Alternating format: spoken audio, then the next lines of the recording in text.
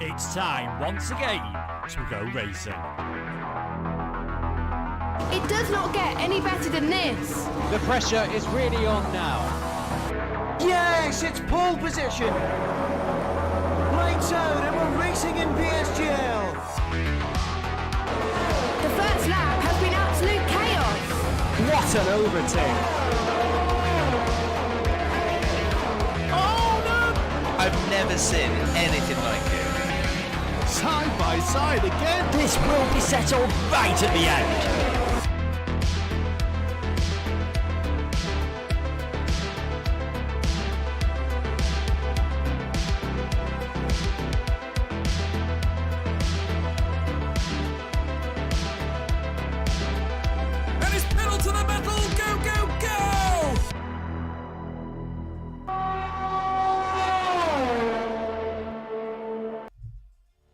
Good evening, everybody. Welcome to PSGL round number 8 of the season. Effectively the halfway race. We've had 7 before tonight, and we'll have 7 more after tonight. Last week we were at an extremely fast long circuit on the calendar. Tonight we're at a track that at some places even faster and is the longest on the calendar. It is the classic Spa-Francorchamps circuit, home of the Belgian Grand Prix.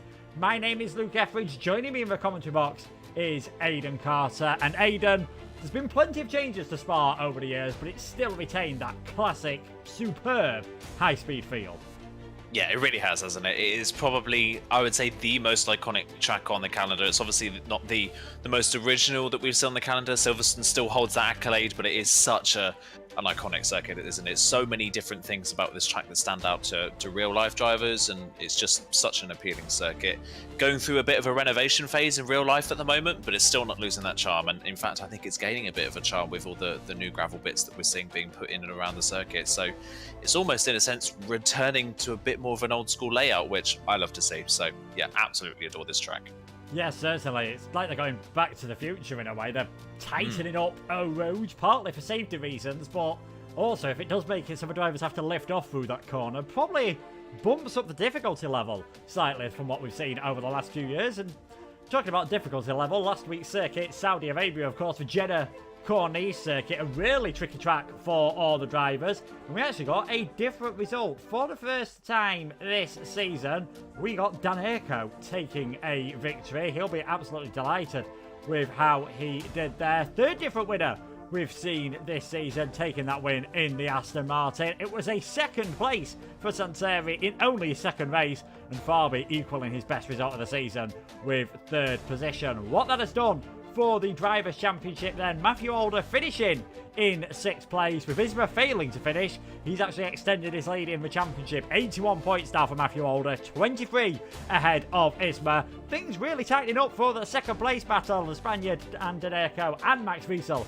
all with him, 4 points of each other. Fusilio is currently 5th, then Jensen, Farby, Oggiano, Casper and Walters rounding out the top 10. And we hear it saying in football sometimes, Aidan, that if you can win on your bad days, that's the kind of thing that makes for champions in the end. Matthew Alder didn't win on what he'll probably admit was a bit of a bad day for him in Saudi Arabia, but still came out with an extended championship lead. He must be probably not delighted with the performance, but delighted with that fact at least.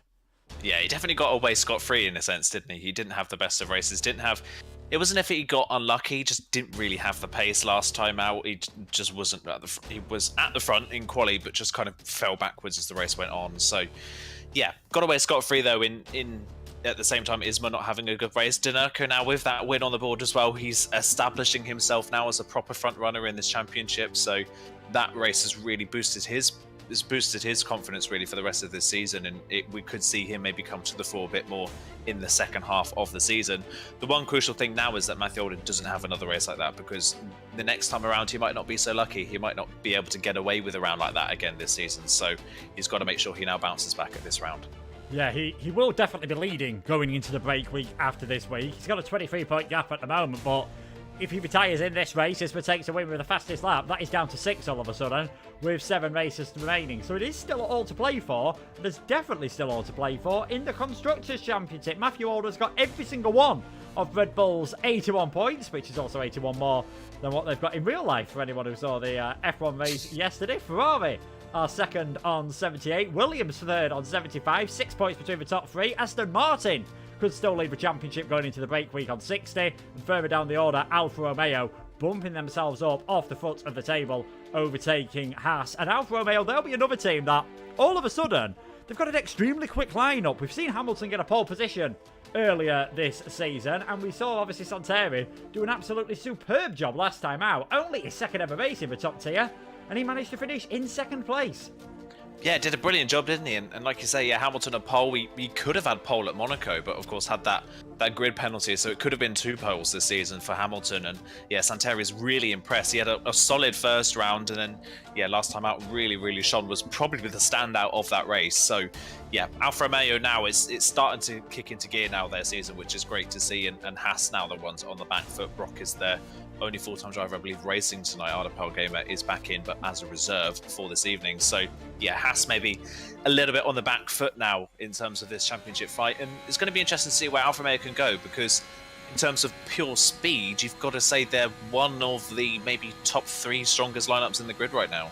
Yeah, certainly. I think before the start of the season, we had a few teams down as dark horses. I don't think Alfa Romeo were one of them, but now all of a sudden they are looking extremely good indeed. And as you said, Benjamin, he is back. Arda Pelgamer in the Haas, so let's see what he can do as he really cuts over the green hatch in there that we see all the drivers do as he starts a lap on the only 7+ kilometre circuit in Formula 1. The former F2 champion down towards turn number 1 then. Lessos, crucial you get a good exit down there as you go down the hill past the old pit lane, still used for some endurance races and touring car categories, and through Eau Rouge and Radion. Formerly one of the most challenging corners in Formula 1 for a modern car.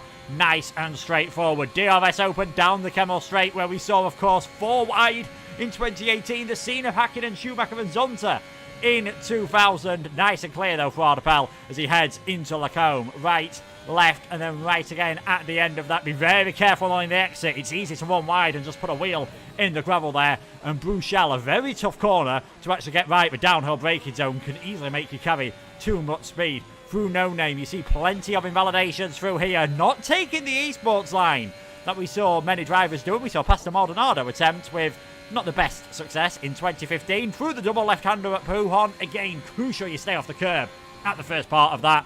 And now the campus chicane. This second part of the lap, all about having good downforce and good balance on the car. I think Ardepel was expecting a bit more oversteer there as he actually runs extremely wide, invalidates his lap. So we'll go on board with Jensen then as he's about to start the final sector. It's pretty much flat out now, all the way towards the bus stop chicane. Expect to see some slipstreaming, expect to see some side-by-side action in the race, similar to, of course, Nasser and Verstappen in 2015, side-by-side through Blanchimont. Again, another corner that was a massive challenge, but no longer so in Formula 1 cars in the dry. And it is going to be dry for the race as well, thankfully. Through the bus stop chicane then for Jensen. Nice and tidy indeed, heading towards the finish line. 1:42.784 is the first time to beat, instantly smashed by Matthew Alder on a 1:41.4. And speaking to the drivers, we're thinking, if you can get into the 1-minute 40s, you're going to have a fantastic chance of getting on pole position. Yeah, 1 minute 40, isn't it? It's kind of the benchmark these drivers are looking for. We can't really benchmark these drivers on the last season because that was before we had obviously all the handling updates to this game. So kind of a new experience for them. Max Wiesel next across the line, and he now goes fastest by 1.5 in the Ferrari. So again, it's the usual players at the front at the moment. Max, Matthew Alder and Isma, 3 of the top 4 in the championship. Third in the championship, Tsunoco goes into the top 5, and again Santeri up there after the first runs, only a couple of tenths off provisional pole at the moment. Surprised to see Jensen so far down on that first run. I don't know if he's possibly made a mistake somewhere in the middle part of the lap by the looks of things. That seems to be where he's maybe lost most of his time. In fact, he's over a second off the pace in the middle sector. So yeah, he's clearly made a mistake somewhere in the middle part of that lap, which is why his time is not very representative at the moment. Still waiting for a few more times to come on the board, but already close to the 40s. I think we might see a couple dip below that barrier.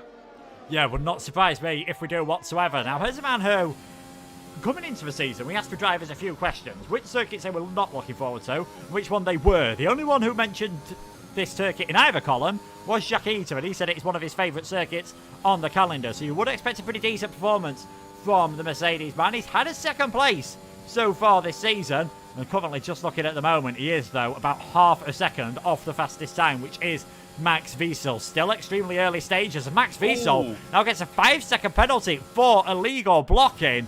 And I'm just guessing that is with Lars Kramer. I wonder if there's been a bit of contact between them. Well, that's the second time this season we've seen someone get a 5-second penalty. And again, it's affecting someone towards the top of the order. Yeah, that's pretty brutal, isn't it? Oh, gosh, that is such a shame for Max. They didn't seem to be going all that slowly. They were just, I don't know if they were moving out of the way of anybody. They were just kind of cruising in the middle part of the lap. And yeah, Lars Kramer was following fairly closely, but that is a pretty brutal penalty for Max Wiesel to get this early in the session. And that's going to put paid to his chances horribly now. So the best he can manage in this qualifying, well, the best he'll manage to start this race in is 6th. And that's obviously going to put him straight on the back foot. So yeah, that's a real shame for Max to have that hanging over him for the rest of the qualifying session. It kind of puts a damper on things, and it kind of can take your motivation out of the qualifying session just that little bit. Yeah, he has been someone who has put fantastic performances in qualifying so far. He's had 2 pole positions this season, has Max Wiesel. 1 last time around, of course, at the Saudi Arabia Grand Prix, and 1 at the very first round of the season at Portugal, but still yet to convert either of them to a victory. And even if he gets fastest in qualifying here, he is not going to take that pole position. 6th is the best he will be able to do, but after the majority of the field has at least attempted their first runs, it is Max Wiesel on top at the moment from Matthew Alder. Isma in third position. Santeri fourth, Daneco fifth, Hamilton sixth. I think, judging so far this season, you want to say on pure pace, probably the 6 fastest drivers, definitely over 1 lap there. Jakita is 7th, Cornet is 8th, Lars Kramer's 9th, Jensen, Wouters, Casper, all the drivers that have set a time. And very interestingly, that Wouters actually set that time on a medium set of tyres. I think it's pretty clear straight away. If he wants to get in the top 10, he's going to have to go on the softs. Yeah, I think the track is so long, like you say, it's at the moment at least the only track over 7 kilometers. We won't talk about the rumors swirling around about the next track in Saudi Arabia and how long that's potentially going to be. But yeah, at the moment, because the track is so long and the corners tend to be quite long here as well, the medium tyres in qualifying at least just don't have the pace. So yeah, I'm not surprised that Valtters is that far off. But again, he may just be saving a set of softs for the race. He maybe doesn't think he can qualify inside the top 10 here. So saving a fresh set of softs for the race for the second half of the race, or if there's a late safety car, is never harmful for your race. So yeah, maybe that is the strategy behind that call, as Ardapal Gamer is the first on to their next run in the session. Yeah, Ardapal Gamer going on his next run with just over half the session remaining. If you want to let us know your predictions for who you think is going to take pole position and take the victory, let us know in the chat. And if you want to, with PSGL, predict who's going to win in real Formula 1, make sure to check out Grid Rival, the Ultimate Fantasy F1 app, in the description below. And if you're wondering why I mentioned how many points Red Bull has got, that's because they were in my fantasy team, as was Lando Norris. So, as you can guess, I'm not doing too well at the moment. Ardapal Gamer, though, having a much better second one than he was first one. He's about 6-7 tenths of a second off the ultimate pace at the moment, but it's a bit of a free hit then for Benjamin, former F2 champion. Like we said, didn't have the greatest of runs here last season, ended up retiring from the race, but I think he's just trying to get in the rhythm of racing on the game again and just trying to see what he can do. He's got his teammate just ahead of him starting a lap, which is a bit less than ideal, but we'll see what Benjamin can do as he comes across the line and goes into 9th place on a 1:41.981. Oggiano, he's invalidated another lap as well. He was someone who put in a good performance here last season, and H-Eagle is just starting a lap. And in terms of the constructors, it's crucial now, I think, for Red Bull's chances for Alder and Hadler. It's a good job it's called H-Eagle, otherwise that would get confusing as the season goes on. It's crucial that Eagle starts picking up some points, because Alder's doing it all on his own at the moment. And now we're seeing, obviously, Williams have got 2 drivers scoring points. Cornet starting to get the odd bit of points for Aston Martin as well. Eagle needs to get himself up there. Yeah, he definitely does. Like you say, it's kind of a one-person show at the moment in that Red Bull team. And we mentioned it a little bit last time out in Jeddah that no team is having strong performances with both cars at the moment. One's doing really well and the other one's not quite doing the same. Maybe apart from Ferrari, Fabi's had a pretty solid season so far. But apart from that, we've not really seen the best of the second drivers in each team. So, yeah, whichever team can do that, whichever one of these drivers can get on top of their car and get a bit stronger in the second half, could run away with the manufacturers. It could be any one of 4 teams, really, at the moment. It's just nobody seems to want to take the reins as it stands. So, yeah, they're all kind of struggling a little bit. H-Eagle, though, first sector for the Red Bull drivers, pretty competitive at 0.1. That's a pretty solid first sector, but his middle sector quite a way off at the moment. So this isn't looking like the best of runs so far for the Red Bull man.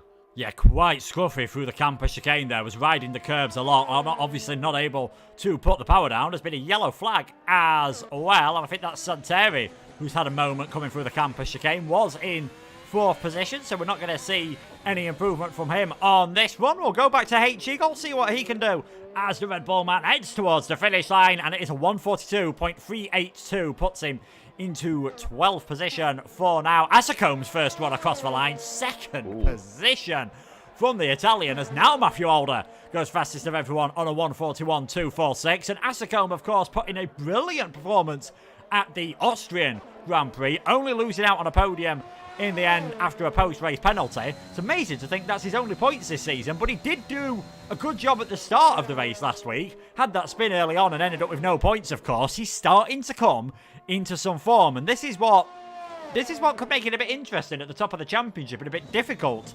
for the likes of Isma, the likes of Max Wiesel, and the likes of Dan Urko to catch up. If you get drivers like Assacombe scoring consistent good points, Santeri getting good points, maybe even Hamilton, Fusilio getting back up there, that limits your opportunity to eat into Alder's lead. Yeah, it definitely does, doesn't it? We're seeing a lot more people start to feature a bit more at the front. I think it was fair to say the first 3 or 4 races of the season were pretty much dominated by Matthew Alder, Max Wiesel, and Isma. They were seemingly the top 3 almost every single week. But yeah, like you say, Danerco's got his first win on the board. Asacone's performing more regularly at the front. Oggiano's obviously had a podium now in recent races. So yeah, a lot of people starting to feature more at the front. And it's proving as well in this qualifying session. Matthew Alder sits at the front, but Isma, less than 3/10 of a second behind, is currently 6th. There's 5 cars in between him and Matthew Alder at the moment. So just proving it's really, really close, and you can't have an off race. And you've got to say, in maybe the last 2 or 3 rounds or so, Isma's strong start to the season has just faded slightly. So he really needs to now start to pick up the pace.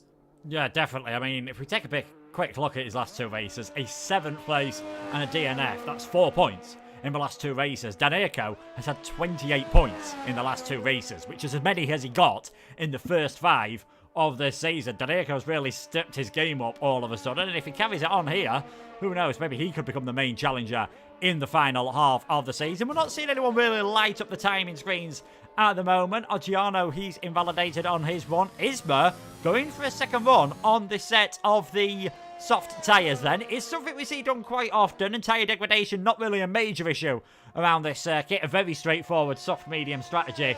Well, I feel like we could repeat that for the other 20 plus circuits that are on this game. But Isma over 1/10 of a second up at the moment. This has definitely got an opportunity to possibly get him onto that front row of the grid ahead of Max Wiesel, and he has dived it into the pitch, just taunted us at the end of that lap. So he remains in 6th place. He would get promoted up to 5th with Max's 5-second penalty, of course. But it is Matthew Alder on pole position at the moment, and I think Fusilio and a couple of other cars are just starting to make their way out of the pits. It's fairly quiet out on track as we get into the final few minutes of qualifying.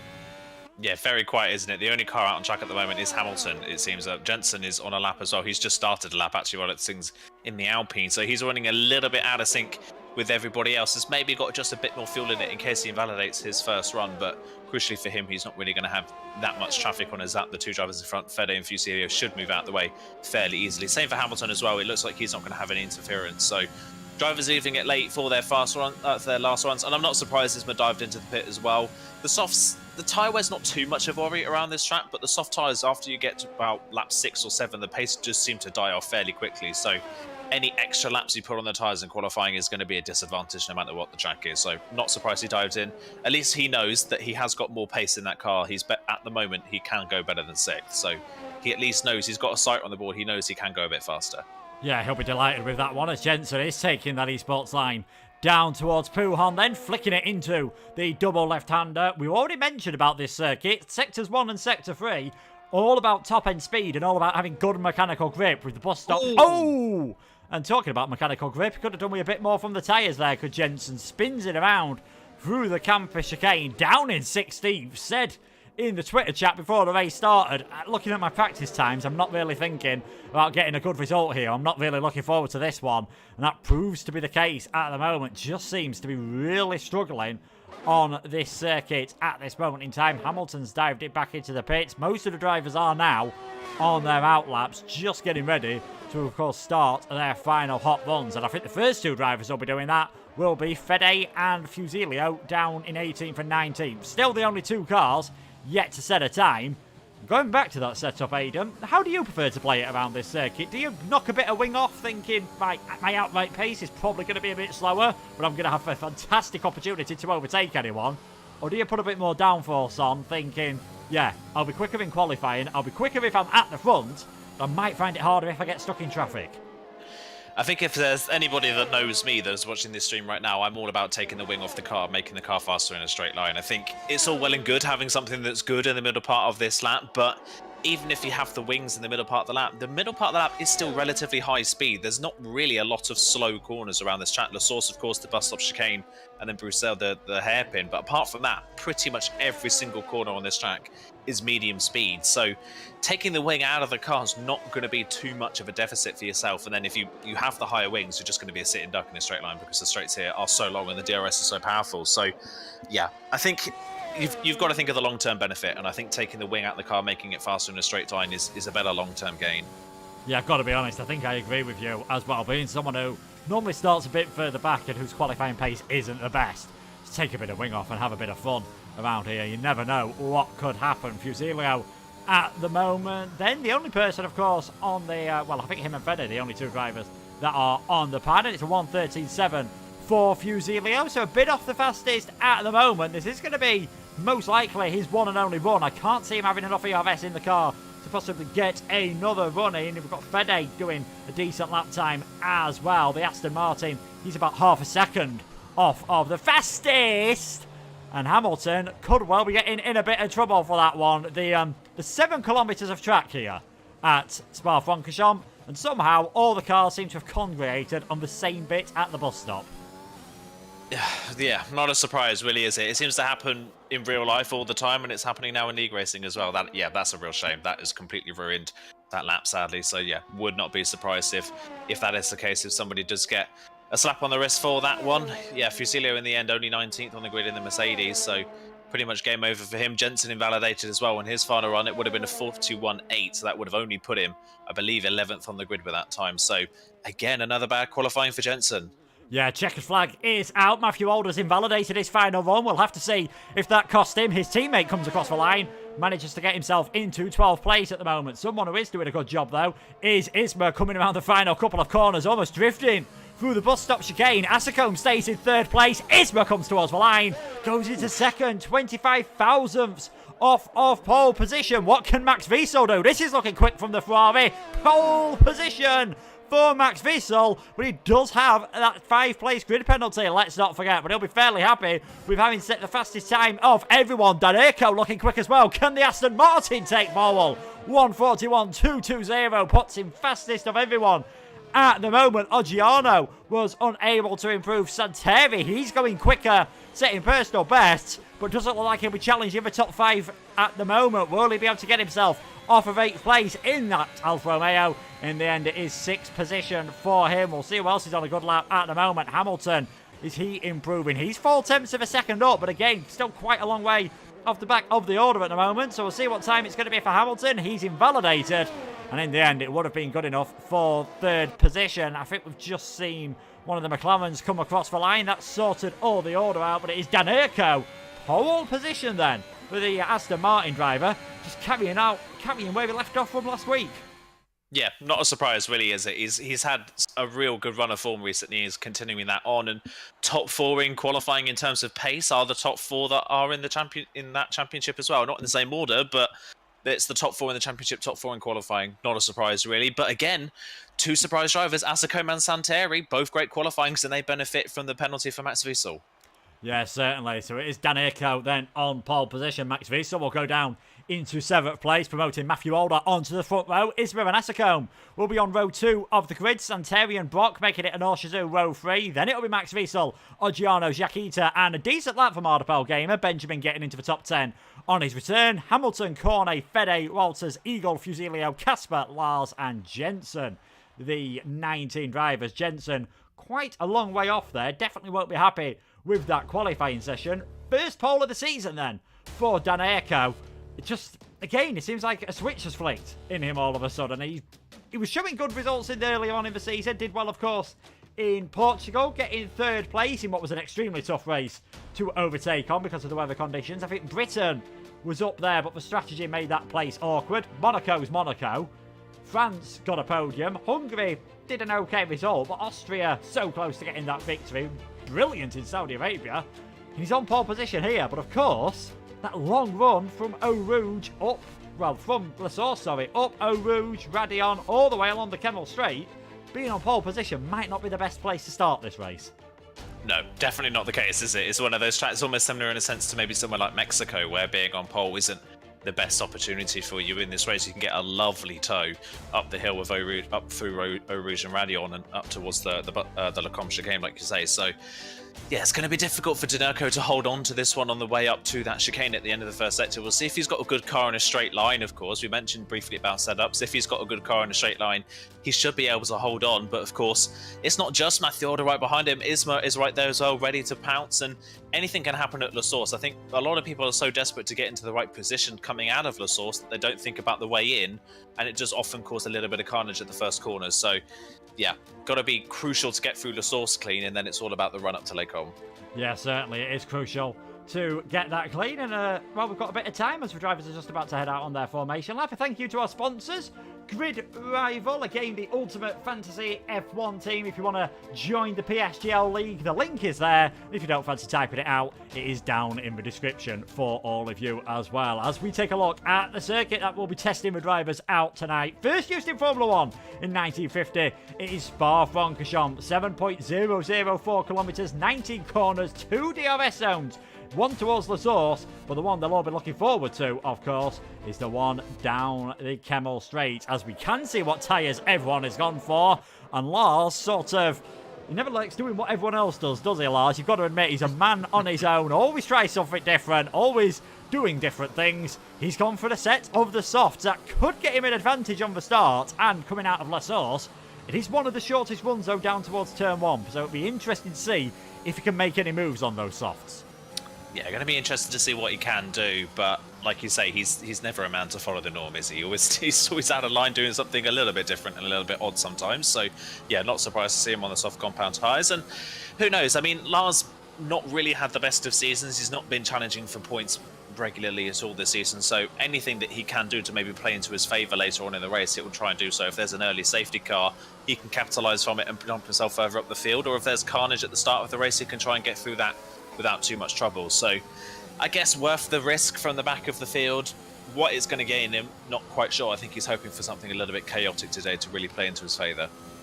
Yeah, certainly. He's going to, I think both McLarens are going to need a bit of a miracle in this race. Jensen as well, just for whatever reason. It's rare you see any driver across any tier in PSGL, never mind one that's fiercely contested as the top tier here on the PlayStation platform, half a second off their nearest rival. That is going to be very interesting indeed to see what he can do from the race. And of course, what can happen from the start. Daneco on pole position for the first time this season. Championship leader Matthew Alder is alongside him. Isma in third place. Asacombe with another great qualifying. Max Wiesel was second in qualifying. That ban sending him into 7th place. All the cars just lining up onto their slots as we wait to get this race underway. Of course, round number 8, the final one before the break week. We've got 5 lights. They go out and we're underway for the Belgian Grand Prix. It seems like a pretty decent start then from Daneco, straight away trying to cover off that outside line from Matthew Alder. The two of them go side by side. Aston Martin versus Red Bull. And now it's a straight drag race down towards Eau Rouge and Radion. And I think the Aston Martin is surely going to have to yield here. So it's Matthew Alder in the lead. Daneco in second place. Isma right behind them in third. And the slipstreaming begins already. Aston Martin goes towards the left. The Williams is blocked in here. Matthew Alder versus Daneco. And we're almost going 4 wide towards Lacombe. Who's it going to be? It is Alder who comes out on top. Daneco in second place. Asacombe trying to get his nose in there as well. And that's cost him out with Santeri getting up the order. Jaquita has been involved in an incident down towards Lacombe as the drivers now slot their way through Bruchel for the first time. Cornet and Walters battling to be that all-important lead car on the medium tyre. So that's good news for one of the Aston Martins, but for the other one, he has dropped 1 place down towards second, as now you've got Ardapel Gamer on the inside at Pujon. Fantastic move from Benjamin. He's up into 8th. Yeah, brilliant moves. Oh, Brock and Asako making a bit of contact through the campus chicane, but Brock just about getting away with that one. Yeah, lucky escape there for the Haas driver. But yeah, Daneco, I think the problem for Daneco is if he wanted to get that move back done on Matthew Alder, he needed to back out way before Eau Rouge, and he didn't. He just kind of left it side by side, running into the corner and backed out at the last moment. That cost him any momentum he could have gained before that corner. So yeah, Matthew Alder played that one absolutely beautifully. Isma as well tried so hard, but just got blocked in, could not go anywhere. So yeah, Isma staying in third, he looked like he could have capitalised, but just was in the wrong place at the wrong time. Yeah, certainly. I thought Oggiano was going to do a bit of a Modesto Mania impression, and if no one knows what I'm on about, as Hamilton spins round in the background there in PCF3. We saw Mania go round the outside of 2 cars into the bus stop. A bit more of a conventional move and a bit more of a touring car-esque move there from Oggiano, making a big contact with Benjamin, who ends up losing out not 1 but 2 places. That is Cornet up into 9th. Again, another driver who started to show some form. And they go side by side through Eau Rouge. I was certain Benjamin was going to back out. Then I was certain it was going to end in an absolutely huge shunt. But somehow, both of those 2 cars are able to continue down the inside into Lacombe. And I think, unfortunately, a bit of the frustration that maybe he had from the move with Oggiano just being taken out there on Cornet. And what was a good start to the race, Haskar finds himself in last. Yeah, that was just kind of unnecessary, wasn't it? Lap 2 of 22, a long way to go in the race, and just didn't need to make a move like that. A late move down the inside of Lake Con when the braking zone is so short anyway, it's just not going to work. So, yeah, it's really cost him this race, unfortunately. One person who's had a great start to this race, though, is Lars on those softs. He's gone up from 17th on the grid up into 11th, so the softs have worked lovely for him. Only 2 medium runners so far that seem to have got through this first lap unscathed are Cornet and Philip Wouters. Fusilio up from the back of the field to 12th. The rest of them kind of all got caught out at the bus stop trying to avoid Hamilton's spinning car, which is why the medium runners are a bit spread out at the back. Yeah, unsurprisingly, 2 of the biggest losers, Ardapal Gamer and Hamilton, 7 and 9 places respectively. Jacquita as well, also down 7. Fede's gone down 4, and Islas Kramer, that biggest winner, up 7 places. Corney and Volters up 3 and 4 respectively as well, so that's good news for them being the lead car on the soft tyres. And what is also good news, as DRS will be activated this time around, they are for now still within that all-important 1 second window. And the first time we're going to see DRS, as there's the message from race control right on cue, is down the Kemmel Straight. And I think Matthew Alder realises that, trying to build up a bit of a gap over Daneco at the moment. Still doing a fantastic job though on saving his ERS, which not that important now. I think later on will be absolutely crucial as Daneco is cruising in. An absolutely fantastic rate of knots here down the inside. He goes into Lacombe. He was a long way back. He's completely outbraked himself though. I thought he was coming in a bit too hot there. And what looked like an easy overtake, all of a sudden, he's back behind Isma. And third car in a DRS train, you're going to find it mightily difficult to overtake around here.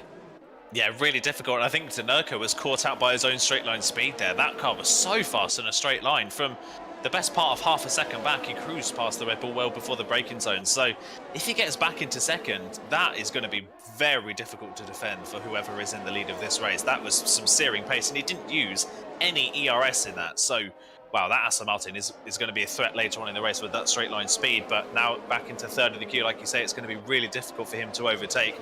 Isma gets to run. We'll see now whether the Williams is just as fast in a straight line or not. But if I was Matthew Alder leading this race coming towards the end, I'd be very worried because the cars behind look incredibly fast in a straight line.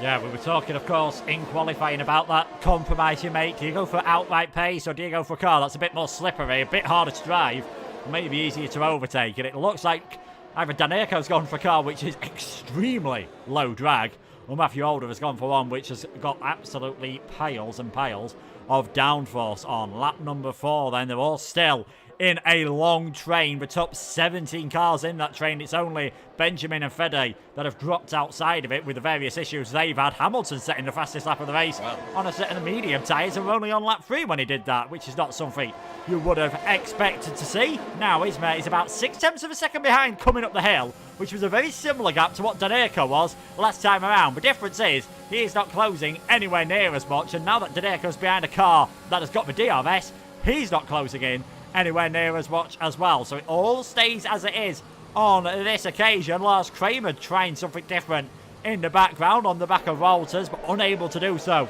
on those soft tyres. Really got to try and use them in the next lap or two, because otherwise the advantage will start heading towards those on the mediums, probably thinking pit stops. A conventional strategy would be round about lap 8 or 9. You never know whether someone's going to go extremely early though to make that undercut work and just get themselves out of this train. Yeah, you don't know if it's going to work though, do you? That's a problem with the undercut around this track, is that you don't know when the softs really go off around here. And everybody being in a DRS train like this, they're going to gain a lot of speed by being within a DRS train like this. So sacrificing that around a track with so many straights to try and get the undercut may not work in your favour. And in fact, the overcut could be the stronger strategy here. So yeah, it's going to be about timing it right. I think the earliest we'll see somebody in is probably about lap 6. That's cutting it very fine. But if someone wants to take a risk, they may as well go for it. And I'm looking for someone like Oggiano or Lars Kramer to try that, only because Oggiano is the one using the most DRS out of the soft runners at the front, and he's finding it the most difficult to keep up.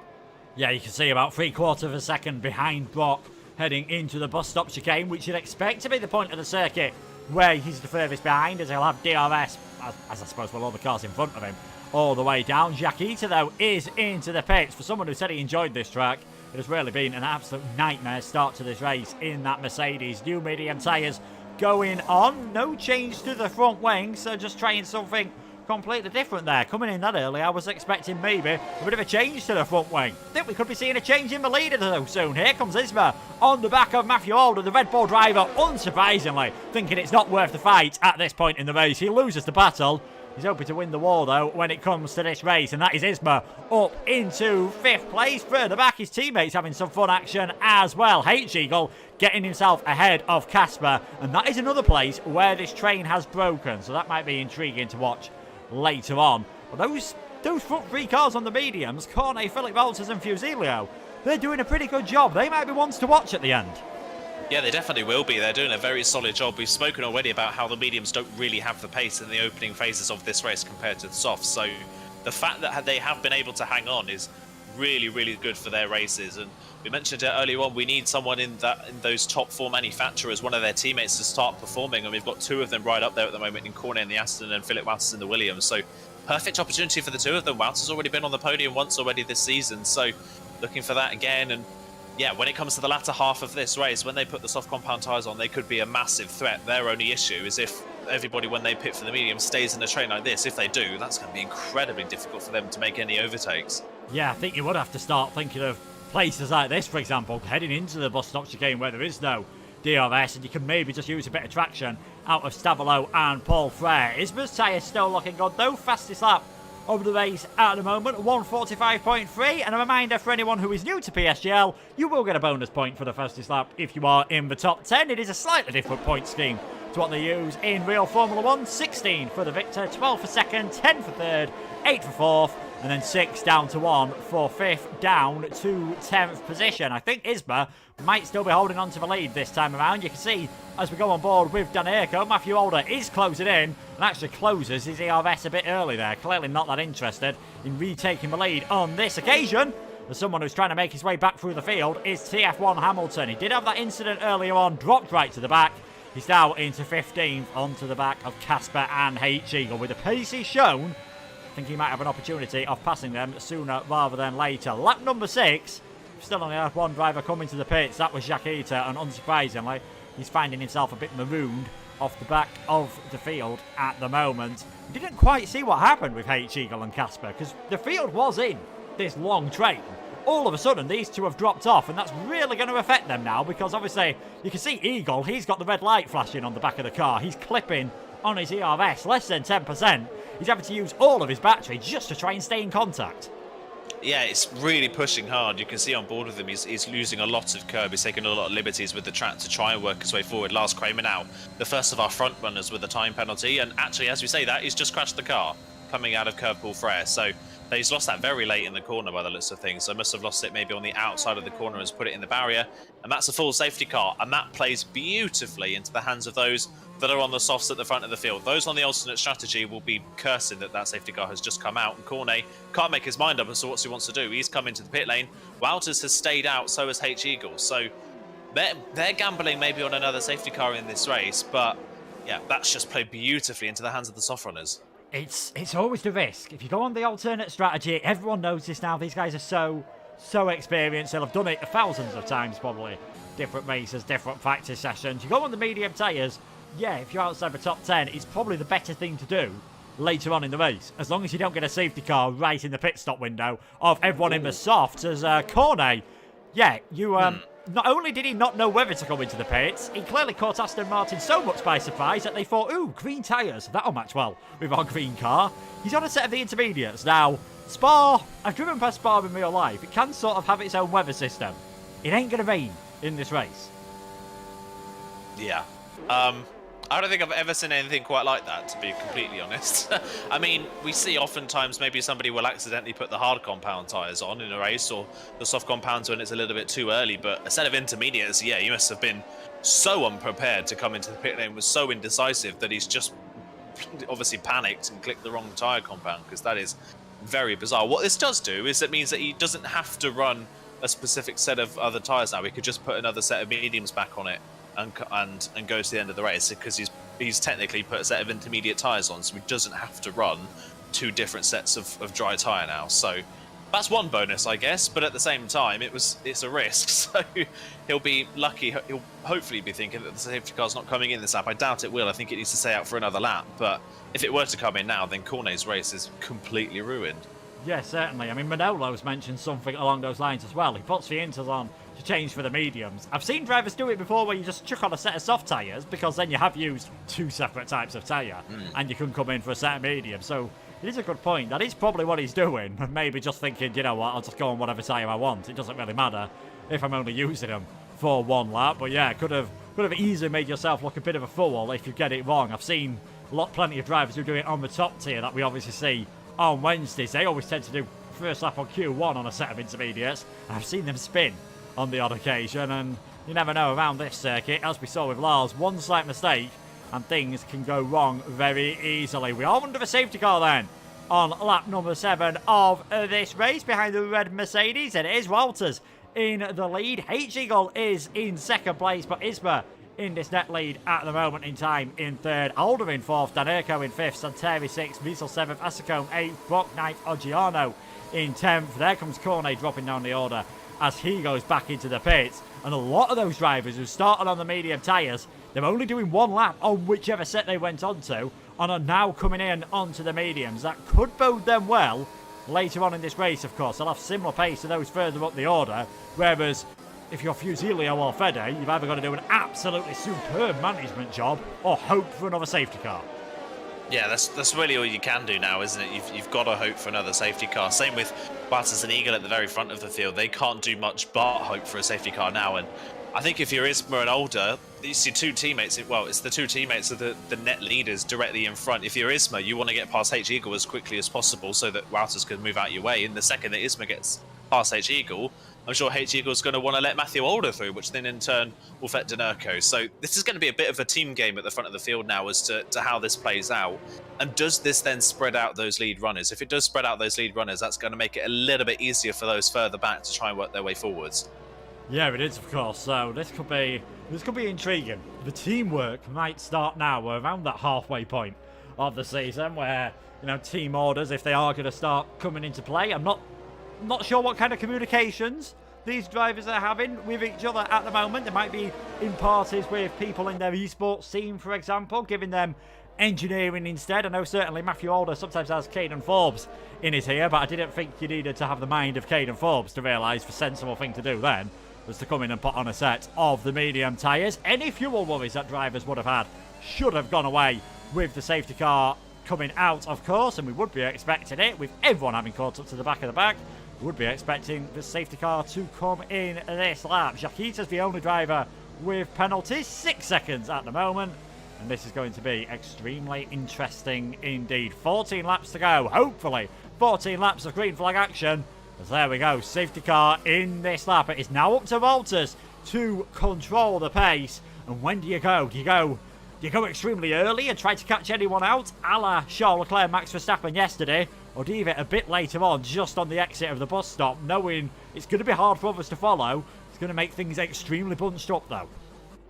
Yeah, it's a hard choice, isn't it? You've got to decide now really what you want to do. If I was Wouters, though, being on the older tyres, I would try and spread the field out and maybe go in the middle of the bus stop so people aren't ready for it. I think that's the best strategy for the Williams driver, but clearly I don't know well because he's gone now. He has gone early indeed. I mean, that safety car is long gone. He doesn't have to worry about that. And someone who might lose out here is Isma. Matthew Older's alongside him. Not so long ago, you were able to overtake at the safety car line, which is there. Now, of course, you've got to wait for the start-finish line. But Walters and Eagle on their older tyres getting an absolutely brilliant restart then. Isma in third place, dropping back a bit. Matthew Older thinks about sending one up the inside into La Source and realises probably a bit too far back to make that one work. Fusilio and Fede as well also not able to do anything on those soft tyres, but Older is right on the back of Isma of this moment in time. And I think briefly it did say Isma was in AI mode there, so I wonder if he's having some sort of connection issues which is causing him to be struggling, but he's now definitely not in AI. He's almost squeezing Matthew Older to the edge of the track. Down the inside though comes the Red Bull, and that is Older into the net lead of this race. Yeah, really bizarre. I don't know why he's gone into AI mode for some reason there. Must have had maybe some sort of technical issue on his side of things, but that has just cost him possibly the net lead of this race. And now, crucially for Matthew Older, it's his teammate directly in front. So now the team game plays beautifully into the hands of Red Bull. Isma not having a good restart. Janerko is now going to try and capitalise on that as well. They're all starting to take that esports line all the way down to Pool, and they're trying to find any little bit of time they can. One person who's really pushing, though, is Max Wiesel, trying to make up for that grid penalty. He is all over the back of Santeri right now. Yeah, of course. Like, even if the grid penalties are unfair, the precedent's been set across many years at PSGL. It does not get removed. It is extremely hard to sort of do that live stewarding partway through a session. So Max Wiesel must be frustrated at the moment. He must be thinking, I could have had a chance of winning this race, but I'm in 7th at the moment. As there comes Matthew Older getting past his teammate. Red Bull swapping around 2nd and 3rd place. So that is Matthew Older up into 2nd. But H Eagle, you know what? I'm not sure whether he's defending from his teammate here or just trying to help him out. He taps the back of Older. Isma sends one up the inside there. A lot bit more bumping that we're seeing around here, as apparently we're hearing Isma is having problems with his throttle pedal. Looked almost there like he was having a few issues with his brake pedal, braking extremely late. Danerko gets ahead of Eagle as well. Santeri and Max Wiesel are battling it out as Santeri works his way past Hadler, who is now starting to drop down the order on those older medium tyres and has picked himself up a 3-second time penalty. Walters in the lead, Older in 2nd, sorry. Isma in 3rd position. And it's still extremely close with Danerko, Santeri and Max Wiesel behind, and H Eagle really starting to drop down the order. They're really starting to plummet. And Walters, Eagle and some of these on the softs, they're now thinking, are we going to see, is there going to be another safety car in this race? Otherwise, any chance of points, through no fault of their own really, going out the window. Yeah, they're just hoping for something else to happen in this race. It's been a real shame, hasn't it? It's such a poorly timed safety car for those on the alternate and a perfectly timed one for those on that regular strategy. So, yeah, not really the luck not in their favour at the moment in this race, but anything can still happen. It's up to Wouters now to try and hold on for as long as possible at the front of this field before a safety car does come out, if it does come out, of course. So, the longer he can hold on, the better his chances are. One person who's trying to make up for that throttle problem is Isma. He's all over the back of Matthew Older right now, coming through Curve Ball Frere, right on the back of the Red Bull. Maybe the throttle pedal is it's pressed down too hard, because all of a sudden he's picked up the pace again. Yeah, it looks like all them bars are showing green at the moment. There doesn't look anything wrong with the full application of it, at least, as he comes towards the bus stop chicane. He's going to think about another late lunge. I think even for Isma, he was a bit too far behind, but Older not really getting as close to the apex as he would have liked them, and that definitely compromised his run as we come on to lap number 11 of the race. Now, DRS is enabled. This might be where we start to see a bit more fun and games. Fede works his way past Oggiano, and Jacques Issa thinks about one down the inside as well. Asakome's gone extremely wide through the first corner. He drops a couple of places to Fusilio and Brock as well. And Walters, he's going to be driving the widest Williams in Spa. I don't think it's going to make any difference, though. Older's going to absolutely fly past him. Isma will as well. That's a bit more orchestrated, and I wonder whether Isma was thinking for a second about trying to get 2 cars in one corner. Unable to do so. So 1-2 in the championship. Well, now 1-2 in the race. Older leads him from Isma as Max Wiesel becomes our highest placed runner to pick up a 3-second time penalty. And with how bunched up the field is, that could be extremely costly. Yeah, and just to talk in there as well, Cornet's had a spin through the Lacombe chicane. I don't know if he was side by side with somebody, but he's dropped the car. So, yet again, a good race for Cornet has kind of fallen by the wayside, which is a shame. And now there's another one. It's Yukita that's dropped the car. Oh, and that was Hamilton that's been involved in the aftermath as well. He's broken his front wing. So, Yukita's obviously dropped the car, and the car's not ghosted. Hamilton's whacked the Mercedes, but somehow got away without retiring from the session. And that's the safety car. Now that should be just about right for Philip Wouters. He should be able to just get a set of softs to the end of the race. That is why he fought. That's why he stayed out. That's why he fought at the front of the field. Fresh set of softs could play more into his favour now. He will drop to the back depending on how many other people pit, of course, but that is exactly what Wouters needed to save his race. Yeah, I think Wouters is definitely coming in. H-Eagle, possibly Fusilio and Fede. And I tell you what, if you're Hamilton, Cornet, maybe even Ardapel and Casper, it's worth coming in for a set of the soft tyres. You're not going to lose that whole lot, and you're only going to have to do 11 laps, and a couple of them under the safety car. And in fact, we're seeing some of the leaders coming to the pits. Matthew Older giving up track position, giving up the race lead, and coming into the pits to surely put on a set of the soft tyres. A few of the other cars have followed in as well, but he is going to drop down towards 10th place. It's going to have to be a fantastically quick pit stop from Red Bull. Thankfully, the double stack is a bit better than it used to be. H-Eagle losing a couple of places, but not too many. He comes out of the pits now. We've got Ardapel there with no front wing, so he was another one involved in that contact. I can only imagine with Hamilton and Jaquita, but it is Jaquita, the second retirement of this race, and the second one to cause a safety car, and that's really mixed the order up. Matthew Alder comes into the pits putting on a fresh set of the soft tyres. Fusilio and Fede actually staying out on their older set, trying to get them towards the end. Isma, Donerko, Santeri, Max Viso, Brock, Asicome and Jensen all staying on the mediums. It's going to be an extremely interesting race now, I feel.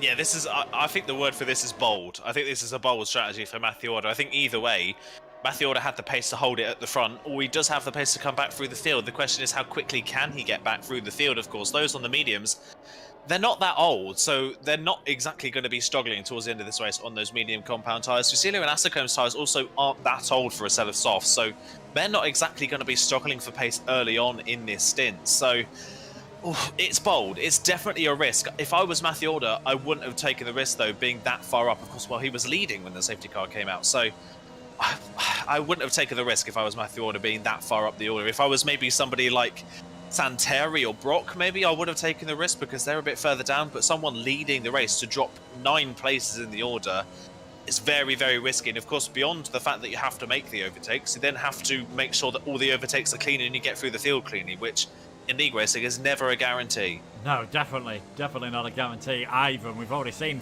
a few bits of contentious contact around the Spa circuit tonight, but he's in 10th place at the moment, our championship leader, on a fresh set of the soft tyres.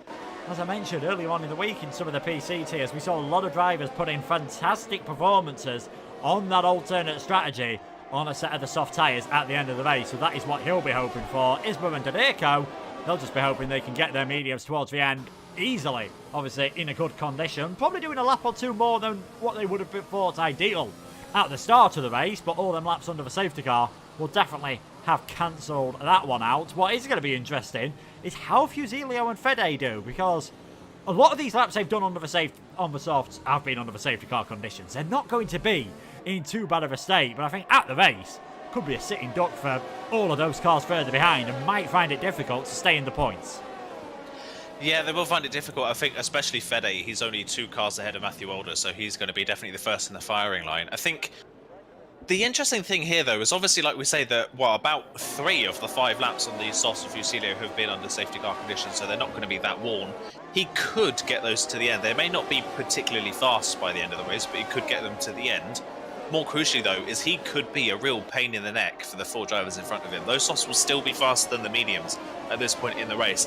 If he can get up and past the likes of Max Visa and Santeri and maybe challenge Donerko and Isma for the lead, that could really put Isma and Donerko on the back foot later on in the race when Fusilio starts to drop his pace. So Fusilio right now could be, a real thorn in the side of the 4 drivers in front of him.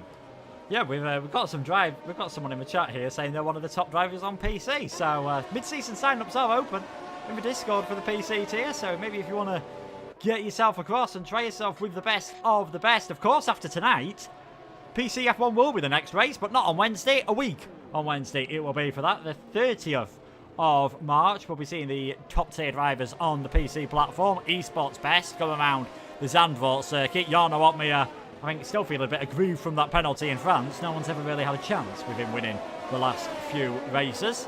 As now, further up, back to this race, 10 laps to go. Safety car almost certainly coming in on this lap. Isma in the lead, Donerko in second. I wonder if he's still got that absolutely brilliant straight line speed from what we saw earlier on, because that could make it extremely difficult, of course, for all these other cars to pass. It's all well and good having the tyre grip, but that straight line speed he was showing earlier on, he might be a tough nut to crack. Yeah, he definitely will be by the looks of things. We mentioned it, didn't we? Like when Isma was directly behind Matthew Order at the start of this race, he was nowhere near as fast as the Aston Martin, or couldn't close in anywhere near as much. So yeah, going to be really difficult. Donerko's going to be a difficult one to hold back. Santeri now right at the front as well. He'll feel aggrieved, won't he? He was so close to winning last time out in Jeddah, lost it to Donerko, and Donerko is right in front of him on the road now. Santeri's got a view of possibly winning this race, and Isma is backing these guys up big time. I'm expecting he's going to go very early. Yeah, he looks like he's going to go something similar. He's really letting the safety car go. Judging by the chart, I'm thinking of heading down towards the Man U training ground tomorrow, because I feel like I might get in between if I just say my name's Harry at the gates, and who knows, I might be able to put in a bit of a better performance than what we've seen from Mr. Maguire over the last few weeks. And I think we're going to have to see some fantastic defending performances here. Isma, I thought, was going to go then, and then maybe just changed his mind. Now he's put the hammer down. Now Isma has gone, and he's really built up a bit of a lap gap to Daneko. 9 laps of action here at Spa-Francorchamps in the final race before the break week. Oggiano and Eagle are going to have to swap back here. Otherwise, we could see Oggiano getting himself a penalty. But it is Isma still leading from Daneko and Santeri. How's Matthew Older doing on the soft tyres? Not really pressuring Jensen at the moment as Casper thinks him on round the outside. That's ended bad. And Ardapel getting himself involved in a bit more contact in this race. He's really been in the walls, has the Red Bull, well, the former Red Bull driver, reserving, of course, this season. Not enjoying himself at the moment. Eagle and Oggiano going side by side. Upper Rouge and Radion, and now we're 3 wide down the Kemmel Straight for 12th, 13th and 14th place. Who's it going to be here? Casper on the outside just hasn't got that straight line speed. Oh, there's contact. There's contact. I think Oggiano moved across. Eagle didn't realise Casper was there. And almost 2011 Hamilton-esque Casper ends up in the wall. Will that cause a 3rd safety car in this race? Hopefully not, as he is a bit of the way out of the track. Just a bit messy, and we see this sometimes. Safety cars, in this case, hasn't caused another safety car, but can quite often cause another incident by bunching the field up and bringing all these drivers on different strategies together. Yeah, that was kind of all a bit unnecessary, wasn't it? As now Wouters and Jensen going side by side. Wouters gets the move done on the Alpine, so he is now through and up into the top 10. So, yeah, kind of a bit unnecessary, really, that whole incident, wasn't it? Casper, almost in a sense, was a bystander to the battle that was going on between, I believe, Oggiano and H-Eagle at that time. And Oggiano obviously starting that whole mess by passing well before the start-finish line. It just didn't really need to happen, and it's caused a load of carnage. Now Oggiano's racing side by side with Ardapel Gamer into Blanchimont. Oh my word, they almost make contact there as well. It's getting messy, but crucially now, Wouters has got ahead of Matthew Older.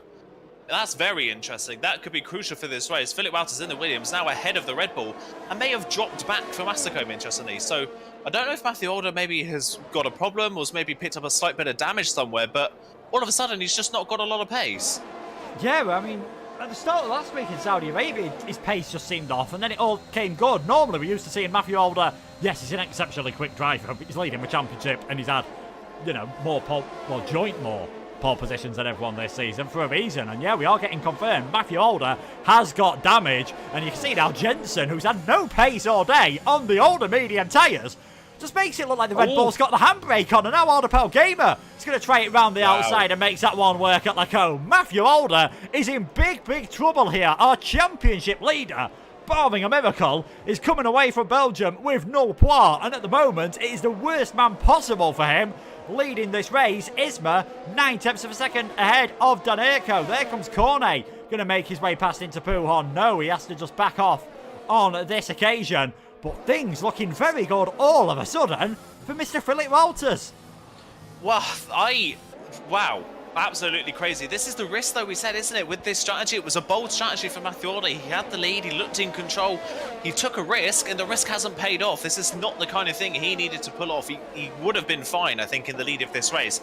He took a risk, and when you have such a big championship lead like he has at the moment, I don't know why you're taking so many bold risks. You don't need to do that. So yeah, that's cost him big time. He'll be hoping for another safety car. Isma and Daneko would be praying that the race ends like this.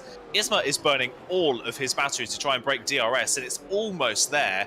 It'll be dependent on how they get out of the La Source hairpin, of course. He's almost broken that DRS range. If he can, then that is beautiful for Isma's race, but I don't think he's quite going to be able to do so. It's right on the bubble, actually, as they come out of the corner and across the DRS line. I think he's just done it. So even though he is derating, Daneko's derating as well. He's dropped DRS, so that is advantage now. Santeri in third all of a sudden, who's got more ERS than the pair of them, and now DRS. So yeah, beautiful scenario here for Isma and Daneko. Matthew Older, 2 races in a row, 2 maybe thrown opportunities. I mean, yeah, I think last week he just struggled at the start, but came good at the end, and the penalty that he did get extremely early on in the race did cost him. Walters not able to make a move up that time around, but into Bruchel, there's an example of just how much more grip these soft tyres have got. Sweeps his way past Asacombe as if the Alpha Tauri was stood still. And that is Walters up into 8th position. Another break in the train has happened behind Max Wiesel. Fusilio, perhaps now just starting to struggle a bit more on those soft tyres, is 1.1 seconds behind at the moment. Maybe those softs just starting to wear out. Fede dropping back as well. That is Brock Walters, Asacome, Ardapal Gamer rounding out that top 10. Your top 4, Isma, Danerko, Santeri, Max Wiesel with that free second time penalty at the moment, doing all he can to obviously negate the effect of that penalty. If the race finishes this time around, he'll be round about where Philip Walters is, so possibly 7th or 8th place. And again, Isma's gone for it to try and break that DRS train, and Danerko was at 0% there on his ERS. He's just about managed to stay within contact for now, but if he drops out of that again and Santeri can get even a tiny bit closer, Danerko, doesn't matter how slippery you are in a straight line, no ERS, no DRS, it's probably goodbye second place. Definitely a possibility, but the problem as well for here is if Danerko does get back within DRS range, which he just has done there in this time around, he is going to be so fast in a straight line with the DRS open. He should be able to breeze up to the back of Isma. But look at Santeri. Santeri's got a brilliant run over Radion. He's going to try and go around the outside up towards the Lake Com chicane. He's not got enough of a run and smartly backs out of the move. But that's straight for Danerko, who's putting back within range of Isma. And what that will do is it'll put Isma under a huge amount of pressure. He can't save ERS in the lead of this race. If Danerko gets back properly within DRS range, he'll be able to save up again, and it's advantage Aston Martin. So Isma's got to hope, really, that Danerko and Santeri battle a bit more so he can pull away. Yeah, and I think it's advantage Williams and Aston Martin in the constructors as well. Red Bull 14th and 15th. Cornet's just made it 2 Aston Martins into the point, and obviously Williams are 1st and 7th at the moment. Brock's found his way getting shuffled down the order for Haas. It looks like being another pointless race, unfortunately, for Brock, down in 11th at the moment. Still 5 and a bit laps to go, still plenty of excitement, and we're still wondering, can Isma hold on to the lead of this race? This is a bit similar to what we saw him do, I think it was early on in the season. We saw him do it at Hungary. He took the lead and then was able to break that DRS window. We did have a bit of rain towards the end of that race. That really spiced things up. But he was able to pull away in the final few laps, and it was Max Wiesel on that occasion. Just couldn't get anywhere near him and had to settle for second place. And Danerko here really having to fight hard to stay within that 1 second gap. And he's just about manages to do so, and as long as he just about does it, I think the natural straight line speed he's got in that Aston Martin might protect him from Santeri. Walters' progress seems to have stalled a tiny bit. He's in 7th at the moment. Maybe we were a bit optimistic saying he was in a good place to take a victory. I think even getting a podium from here is going to be a bit of a struggle, as again Danerko just hangs in there within the DRS range, but not a lot he can do. Cornet is all over the back of Ardapal Gamer further behind, but now that we're almost back at the start again. We've got all these cars in DRS trains. Yeah, it seems to be the case really with Spa, doesn't it? That's just the DRS and these straights are so powerful for the people driving behind that it's almost impossible for the driver in front to break away unless you've got a massive tyre advantage. As now the Red Bull swap places, and Matthew Order's down to last. My oh my, what a horror show of the second half of the race this has been for Matthew Order. He'll be praying for a safety car, but theoretically we've only got 2 laps left before the safety car window closes, so he'll be hoping for a miracle at some point in these next couple of laps. Here's the problem, really, that Isma faces. Danerko's clearly gone for a setup that is faster in a straight line. We know that. It's saving him big time. Matthew Order now with a penalty to compound his problems. Danerko, because his car is fast in a straight line, it's saving him right now. He's saving up a bit more ERS at this point in time. He's faster in a straight line, so no matter what Isma does in the middle part of the lap, Danerko just gains it all back again on the run down to the bus stop, and there's nothing Isma can do to stop that happening. So right now, if you're Isma, you just settle that you're not going to pull away and maybe drop back behind the Aston Martin and then get him again at the end. It's definitely going to be an intriguing one, because I think here, he knows on the final lap of the race, he's going to be a very decent way ahead. He's going to be about a second ahead before we get out of Stavolo and Paul Frere. If that happens, there's not a chance that Danerko is overtaking you. Although this is the closest Danerko has been for a bit, he's still, I think, even for him, a bit too far behind on this occasion to make any moves up the order, and Santeri likewise not perhaps close enough to the back of Danerko, especially now that Aston Martin's picked up a bit more ERS, so should be safer than he has been on the previous laps in second position. No moves happening further back, I don't think, on this occasion, although Walters is extremely close to the back of Fede, and there it is going to be. Walters getting himself up into 6th. That's effectively 5th place with Max Wiesel's penalty at the moment, so Williams are looking good to take the Constructors' Championship lead as Ardapal Gamer, despite almost accidentally playing bumper cars with a few this time, and I'm not really sure if any of them have been his fault. Pops, perhaps, apart from that one that happened at Lacombe earlier when he spun round on, I can't quite remember who he spun round on now, it might have been Cornet, Ardapal Gamer is up into 8th place. HG going against a penalty has not worked out well for him, despite, of course, him being on the same strategy as Walters earlier on, as that is Brock taking the Valtteri Bottas lawnmower line through No Name. He now drops into 14th place. Danurco, this is the closest he's been through the middle sector. If he gets that run down from here, pretty much all about straight line speed now for the end of this lap and for the first 30 seconds of the next lap, I think we could be seeing a battle for the lead. Yeah, I think it's definitely possible, isn't it? He's getting a lot closer now at this point in the lap. So, yeah, it's definitely on. It's definitely on for Danurco here. And Isma will be praying that he can hang on because, of course, both of these two are second and third at the moment, only separated by 2 points in the championship. And they both have a massive opportunity of closing in on Matthew Alder in the championship here. So this is really a battle to see who is going to be Matthew Alder's closest challenger for the rest of the season, isn't it? Between Isma and Danurco. That is their fight right now. And now it is definitely advantage Danurco. Look how close he is. But the problem for Danurco is that he is being shoved along by Santeri, who has even more ERS than the pair of them. So if Danurco goes for a move on Isma and can't make it stick, Santeri is very close to pouncing on the pair of them. So they can't focus on each other too much because they'll just get swamped by the Alfa Romeo behind, having a run up towards Lake Com. Danurco again fast in a straight line. He's having a look, but yeah, just not quite close enough this time around. But Wouters close enough to get the move done. Fusino is up to the top 5 now. Wouters up into the top 5. How much life has he got left on those soft tyres for the final 2 laps? He's going to jump Max Wiesel anyway. Can he get onto the back of this train and then somehow see if he can start making some moves and maybe we'll make it 2 Williams on the podium? They're the only team that's had a double podium so far this season, and that was at Monaco. Second for Isma, third for Wouters. Will we see a similar result here? Can Wouters even get onto the podium? Or can Isma hold on to the victory with 2.5 laps to go? He has got himself back within DRS range, and importantly for Fusilio, he's dragged the Mercedes on as well. Ardapal Gamers now up into 7th. Asacombe, Cornet and Fede, the last of the 10 drivers that are in the points. Danurco just seems a bit further back this time around, so I think he's going to find it pretty difficult. He's got to think of something. He's got to somehow get closer into... Well, I say he's got to get closer. I'm wondering if he even wants to get closer this time, because he knows if I take the lead on lap 21, Isma might just fight back on lap 22, and then it's game, set, and match Isma. Surely the best thing to do here is, as long as you don't get overtaken by Santeri, stick behind on this lap and, leave it all or nothing on the final one.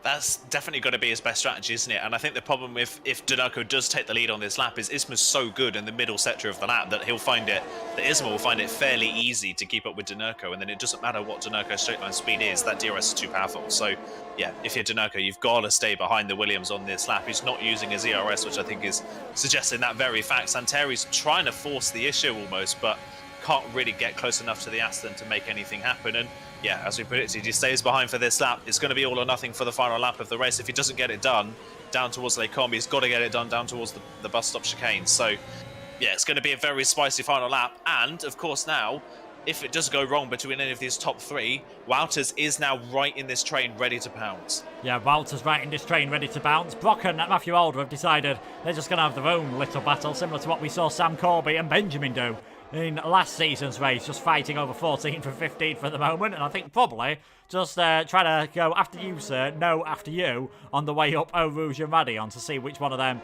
is going to get the DRS. It is going to be Brock on this occasion, and I imagine that is going to be an extremely straightforward move to get him up into 14th. Unfortunately for both of them, fighting for pride and not points on this occasion. Back towards the front of the field then. 1 lap plus 1 sector to go. H Eagles had a spin coming through Campus Chicane. Danurco 6/10 of a second behind, and I think Isma just using a bit of ERS there to try and lengthen that toe, to try and give himself the best possible opportunity. This is the closest Danurco's been for a while. It's going down to the final lap. I wouldn't be surprised if it goes down to the final corner. Yeah, I would not be surprised either. Isma's got to be careful. He can't be too greedy with his ERS now and then run out of it by the time we get to the end of the straight. But he's got a lovely run out of the La Source hairpin. I think Danurco, though, is close enough. They've got enough battery left in these cars. I think Isma's going to run out before we hit the end of the straight. Danurco's got a bit more left in his battery, and he saved it through Eau Rouge and Radion. It's going to be close, but I think he might be able to do it. Yeah, it is going to be close. You saw the red light briefly flashing on the back of Isma's car there. He's decided to go half defensive. Daneko's going to try it all the way around the outside. For the league of the race, there's a bit of contact and banging between the two of them. Daneko goes off track, and that's going to give Santeri a lovely run on the way down towards Grushel. Asacomb's dropped a long way down the order, so he plummets outside of the points, and somehow we are, as you were, Isma in the lead, Daneko second, Santeri is in third place. There was all sorts of swapping going on. Hamilton's got his way up into ninth place. That will equal his best result of the season as well. Max Wiesel currently stands to only drop one, possibly two places because of his penalty. They go through campus for the final time. Isma leading by 0.4 of a second. He has got 10% less E of S than Daneko. It is all going to be about how good of an exit they get out of here. Daneko having to do a slight correction coming through Stabilo, and that could well be that. Matthew Alder, he's off track. I don't think he really cares about how this race has gone. He's going to have the championship lead. It is going to be 4 reduced. Is it going to be Isma or is it going to be Daneko? Surely the Aston Martin driver is too far back on this occasion. Santeri going to try a move on Daneko, unable to make it work. And it is the Spaniard, it is Isma, who crosses the line for the third win. He takes this season. Daneko takes second place. Santeri, 2 podiums from 3 races in the top tier. He has been a revelation since he joined. Wouters, a good 4th place, secures the championship lead in the constructors for Williams. Max Wiesel, Ardepel, Cornet, Fusilio, Hamilton and Fede round out the points. But it is exactly the tonic Isma needed. 2 races that didn't go to plan.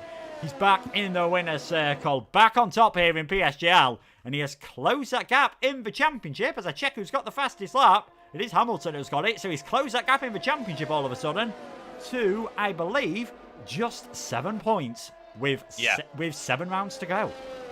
Game on. It is now game on, isn't it, for the second half of the season? That has played beautifully into Isma and Daneko's favour. Daneko's second as well. He'll close right in on the championship leader as well to within a race victory of the championship lead. So, yeah, 2 bad races in a row for Matthew Alder.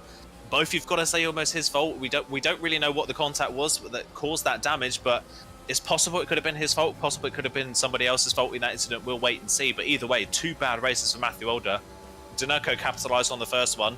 Isma's capitalised on the second one. That move on the final lap was a little bit aggressive, to say the least. He did force Daneko off the road. We'll see if Daneko maybe reports that one to the stewards. I wouldn't be surprised if he does do that, because it was very forceful racing. But either way, a great race for both drivers.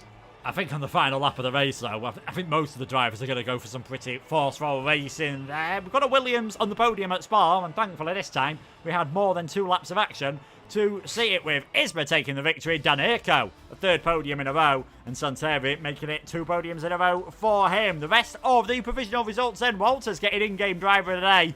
Staying out after that first pit stop proved to be the right thing with the medium tyres. He gets up into 4th place. Max Wiesel in 5th. What could have been if it wasn't for that 3-second time penalty? What could have been if it wasn't for that 5th place penalty in qualifying? Ardepel Gamer gets his first points of the season after a long break with 6. Cornet, a best result with 7. Fusilio, Hamilton and Fede rounding out the points. Jensen just missing out. H-Eagle had a tough race, as did Asacombe and Brock. Matthew Alder in 15th place. Championship lead much reduced. He'll be hoping to bounce back when we come back at the Netherlands. Oggiano, Casper, Jakita and Lars Kramer were the retirements from what was an absolutely frantic Belgium Grand Prix. Safety cars having a huge effect, I think you can say, in how that panned out. Yeah, it played a massive part, didn't it? It all converted into a bold strategy for some of our leaders that didn't pay off. It saved a lot of people's races. Ardepel Gamer was in the wars that whole race and ended up finishing 6th. So that's a great comeback. Hamilton had no front wing and was nearly out of the race almost twice in that race. And he's ended up back in the points with where you lost the fastest up on the last lap. So still a 2nd place finish. So yeah, blimey, it saved a lot of people's races and it massively impacted others. Matthew Alder, of course, the big story from that one, not scoring any points at all. So he'll be looking for a major reset over the week's break and hopefully coming back a bit stronger for himself. But I guess for us watching, that puts a bit more spice into the champion, doesn't it? We were maybe a bit worried that Matthew Alder was going to start to run away with it. It's completely flipped on its head in a single race. Yeah, 14 top-tier races in a row, I believe that is for Matthew Alder. He'd scored points. China, last season, he finished in 11th place. That was the last time, and that was sort of maybe the beginning of the end of his championship ambitions last season. Still obviously on top here.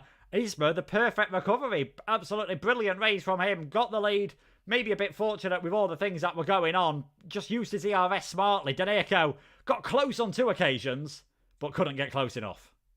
Yeah, just not close enough in the end. Like you say, it was almost there, but not quite. But either way, it is still a really, really solid result and adds to just the great run of form he's been on recently. We mentioned it, didn't we, earlier on in the season, that while it's been a great start for the likes of Isma and for the likes of Isma and Matthew Older, there will be people that will come to fore later on in the season, and Daneco's proved that. He's been so strong. And Santeri as well.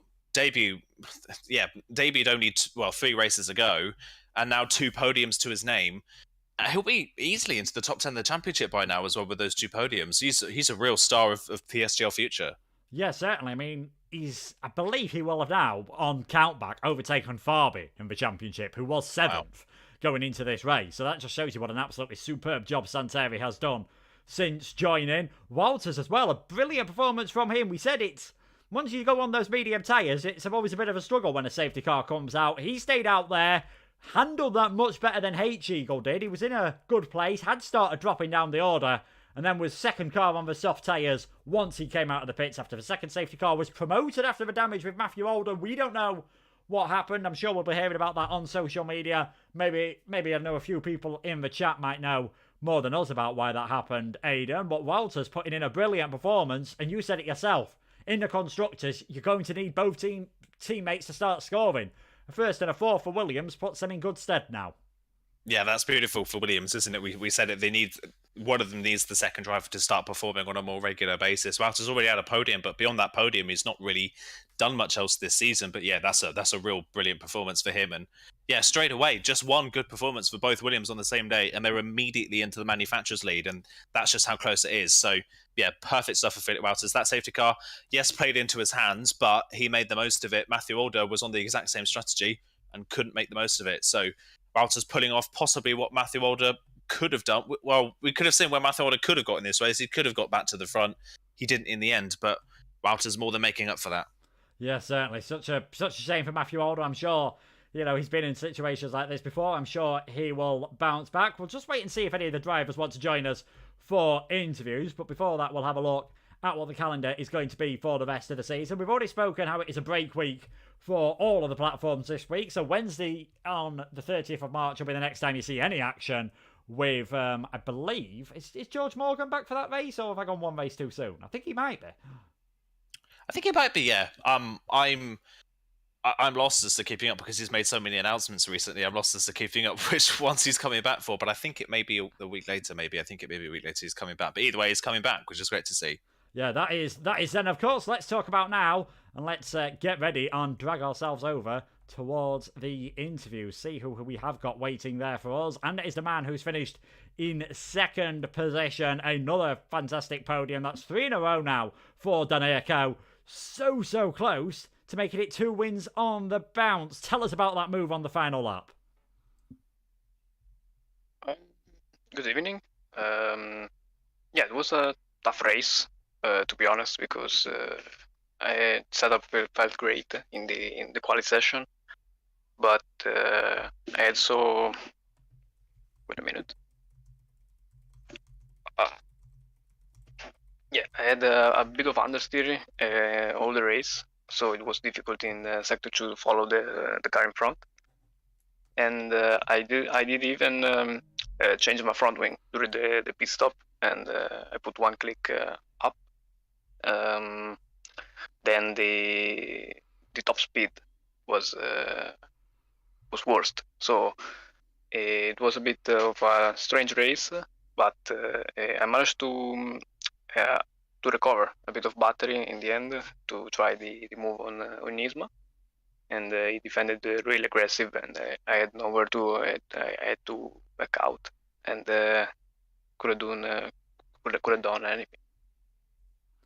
Had you gone for a setup with less wing? Because I know earlier on in the race, I think it was on Matthew Older, you came from a long way back, almost made the move work, but just ran a bit deep into Lecombe. Had you purposely gone for a setup which was quicker in the straight line? Yeah, I had the 7-4 wings at the start of the race, and then when we stop in the safety car, I had to put 8 because I was not able to follow in sector 2. I was had so understeer, so yeah, I had to change my front wing. Yeah, certainly. Still, though, a fantastic result for yourself. Aiden, any questions? I guess we've got a break week now coming up, of course, and then we'll be back into now the second half of the season. Looking at the second half of the season, any tracks that stand out to you as ones that you think will be your next win in this championship? Is there anything like Netherlands or Brazil that maybe stand out as a favourite to you? I don't know the races, so I need to find out maybe. Maybe find out, yeah. Well, yeah, wait a minute. I'm watching the calendar now. Yeah, Singapore is a strange one. We didn't race last season maybe, and Imola also is good. So yeah, we will see. Yeah, definitely some ones to stand out there, and of course Singapore may be a bit of a level playing field, having not raced there before. And last question for me: break week next week. You up to anything nice on your week off? Uh, maybe a bit of relax. I don't know. Maybe a little bit of a break. That's all I have to ask. But yeah, congratulations on another podium, mate. Great race from yourself. Yeah, thank you guys. Yeah, thank you to Daneko for joining us. Unfortunately, it doesn't look like we are going to get Isma is busy tonight. And I know Santeri didn't join last week. And just maybe for the benefit of Daneko, we'll go through the calendar once again, what we've got this season. Netherlands, of course, next week. And then the final few races of the season. Brazil, Mexico, Singapore, USA, Italy, ending at Bahrain. Things looking pretty good. Yeah, definitely looking pretty good, isn't it? The second half of the season it's a real mix of things for the second half of the season. I'm pretty excited. Two tracks that may be a bit more narrow, more difficult to overtake on in Netherlands and Brazil. Singapore as well standing out, but then you've got tracks like Mexico, Bahrain, Kota as well. They're really, really good tracks for overtaking. So yeah, real good mix to end off the season, and I'm sure it's going to be a great second half. Yeah, and not too long ago, in fact, you could say about 40 or 50 minutes ago, it looked like by the time we were getting to Imola and Bahrain, looked like the championship could well have been decided and all wrapped up. But Matthew Alder failing to score any points. Isma taking the victory. I mean, the gap is now down to just 7 points with 7 races remaining. Can Matthew Alder recover next time around at the Dutch Grand Prix in 2 weeks' time? Or will we see another winner this season? Thank you so much to Aiden for joining me in the commentary box. Thanks to Daneko for joining us for the interviews. Thanks to all you guys watching at home, at work, at school. Don't worry, I won't tell if that is the case, or wherever you are at the moment. And we will both see you in 2 weeks' time for the Dutch Grand Prix. Take care of yourself, enjoy the break week, and goodbye.